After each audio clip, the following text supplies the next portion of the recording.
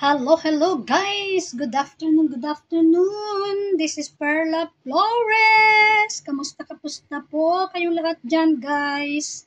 Ayan, nagluto tayo ng paa ng baboy. Kinuha nating simay, balbakwa.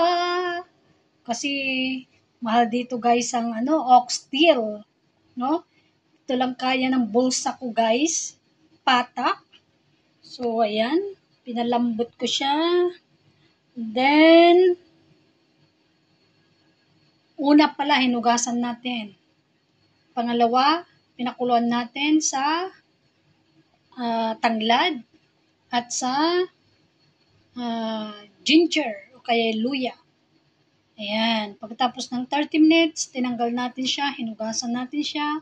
Tapos, ginisa natin siya sa bawang, sibuyas, saka luya ulit. Ayan. Saka, nilagay ang paa.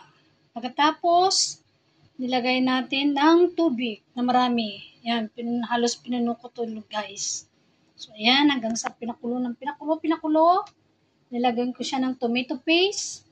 Nilagyan ko siya ng beans. Black beans, guys. Kasi wala naman akong yung nasa lata na beans.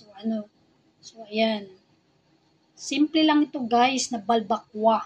Kasi gusto ko lang matikman yung balbakwa. Tapos, wala kasi akong sili na malalaki. So, nilagay ko na lang siya ng sili na yung labuyo. Ayan, pero hindi madami guys. Dahil yung kaya lang ng aking tiyan. ng aking bunganga. Ang, yung anghang. Ayan, hanggang sa pinakuluan ko siya ng pinakuluan. 2 oras ko siyang pinakuluan. Ayan, hanggang sa malambot na siya. Malambot na siya, guys. Ayan. Kala nyo, kayo lang makakapagluto, Eh, syempre, nag-craving si Inday. So, tama na rin siya ng lasa niya dahil nilagyan ko siya ng Knorr cubes. Ayan. Kulang-kulang man ng ingredients, pero sobrang sarap siya, guys. Napakasarap. So, ayan, luto na ang ating balbakwa. Semi balbakwa. Ayan, yummy. Yummy sauce.